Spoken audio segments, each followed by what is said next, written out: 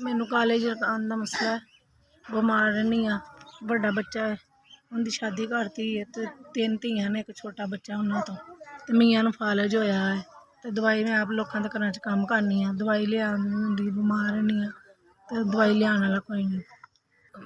ਗਰੀਬ ਲੋਕ ਆ, ਘਰ ਕਿਰਾਏ ਦਾ, ਮੀਆਂ ਨੂੰ ਫਾਲਜ ਹੋਇਆ ਹੈ, ਦਵਾਈ ਲੋਕਾਂ ਦੇ ਘਰਾਂ 'ਚ ਕੰਮ ਕਰਕੇ ਅਤੇ ਦਵਾਈ ਪੂਰੀ ਕਰਨੇ ਆ, ਕਿਉਂਕਿ ਆਸਰਾ ਕੋਈ ਹੈ ਨਹੀਂ। ਹੁਣ ਉਹ ਵੀ ਨਹੀਂ ਪੂਰੀ ਹੋ ਰਹੀ, ਹਾਲਾਤ ਖਰਾਬ ਨੇ, ਬਿੱਲ ਹੀ ਬੜੇ ਆਉਂਦੇ ਨੇ ਅਤੇ ਦਵਾਈ ਕਿੱਥੋਂ ਲਿਆਈ। ਤੁਹਾਡੀ ਮਿਹਰਬਾਨੀ, ਮੇਰੀ ਮਦਦ ਕੀਤੀ ਜਾਵੇ।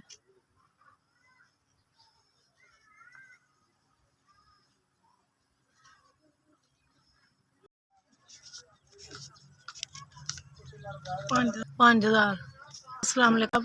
ਤੁਸੀਂ ਸਾਨੂੰ 5000 ਦਿੱਤਾ, ਸਾਡੀ ਮਦਦ ਕੀਤੀ ਹੈ, ਸਾਡੀ ਦਵਾਈ ਆਈ। ਅੱਲਾ ਤੁਹਾਨੂੰ ਬਹੁਤਾ ਦੇਵੇ, ਤੁਹਾਡੇ ਬੱਚਿਆਂ ਸਲਾਮਤ ਰੱਖੇ, ਅੱਲਾ ਤੁਹਾਨੂੰ ਝੋਲੀਆਂ ਭਰ ਭਰ ਕੇ ਦੇਵੇ, ਤੰਦਰੁਸਤੀ ਜ਼ਿੰਦਗੀ ਦੇਵੇ। ਤੁਸੀਂ ਮੇਰੀ ਮਦਦ ਕੀਤੀ, ਮੈਨੂੰ ਦਵਾਈ ਲਈ ਪੈਸੇ ਦਿੱਤੇ 5000 ਰੁਪਏ। ਦੁੱਖ ਬਿਮਾਰੀਆਂ ਤੋਂ ਦੂਰ ਰੱਖੇ, ਅੱਲਾ ਤੁਹਾਡਾ ਘਰ ਬਾਦ ਰੱਖੇ, ਤੁਹਾਡੇ ਬੱਚਿਆਂ ਨੂੰ ਤੰਦਰੁਸਤੀ ਜ਼ਿੰਦਗੀ ਦੇਵੇ, ਤੁਹਾਨੂੰ ਦੇਵੇ, ਅੱਲਾ ਪਾਕ ਤੁਹਾਨੂੰ ਖੁਸ਼ ਰੱਖੇ, ਪਾਕ ਤੁਹਾਨੂੰ ਖੁਸ਼ੀਆਂ ਦੇਵੇ ਅਤੇ ਖੁਸ਼ੀਆਂ ਨਾਲ ਤੁਹਾਡਾ ਵਿਹੜਾ ਭਰਿਆ ਰਵੇ ਤਾਂ ਤੁਹਾਨੂੰ ਬਾਦ ਰੱਖੇ।